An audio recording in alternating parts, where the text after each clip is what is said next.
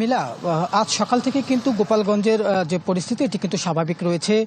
জনজীবন কিন্তু স্বাভাবিকভাবেই কার্যক্রম চলছে। জনজীবনে সাধারণ মানুষ কিন্তু ঘরের বাইরে বের হচ্ছেন এবং তারা তাদের যে প্রয়োজনীয় কাজ সেটি তারা করছেন। ব্যবসায়ীরা তাদের ব্যবসা প্রতিষ্ঠান কিন্তু খোলা রেখেছেন এবং ক্রেতারাও কিন্তু এই শহরের মার্কেটগুলোতে এসে কেনাকাটা করছেন।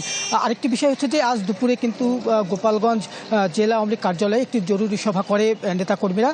সেখানে দলের সাধারণ সম্পাদক তিনি বলেছেন যে কোনো অস্ত্র ব্যবহার নয়, যে আন্দোলন চলছে, আন্দোলনে কোনো অস্ত্র ব্যবহার করা যাবে না এবং যারা সেনাবাহিনী যারা নিরাপত্তার কাজে রয়েছে তাদেরকে প্রতিপক্ষ না ভাবার আহ্বান জানিয়েছেন নেতাকর্মীদের প্রতি। এছাড়া বিগত বছরগুলোতে যেভাবেই 15ই আগস্ট জাতীয় শোক দিবস পালন করা হতো, এবারেও ঠিক সেভাবেই জাতীয় শোক দিবস পালন করা হবে বলে কিন্তু তিনি নেতাকর্মীদেরকে জানিয়েছেন এবং সেই জাতীয় শোক দিবস পালনের জন্য নির্দেশনা দিয়েছেন। আরেকটি বিষয় হচ্ছে যে গতকাল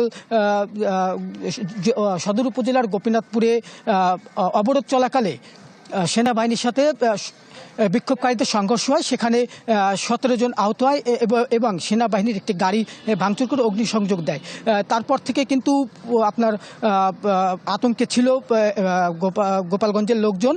রাতে কিছু গুজব ছড়ানো হলে তারা সেই আতঙ্কে কিন্তু আরও বেড়ে যায়। কিন্তু পরবর্তীতে সকাল থেকে কিন্তু সেই আতঙ্ক কেটে গেছে এবং সাধারণ মানুষ ঘরের বাইরে বের হচ্ছেন এবং তারা শহরে কেনাকাটা করছেন। এই ছিল আমার কাছে গোপালগঞ্জের সবশেষ পরিস্থিতির খবর। বাদল, আপনাকে ধন্যবাদ। দর্শক, গোপালগঞ্জ থেকে যুক্ত হয়ে সেখানকার সবশেষ খবর জানাচ্ছিলেন সহকর্মী বাদল সাহা।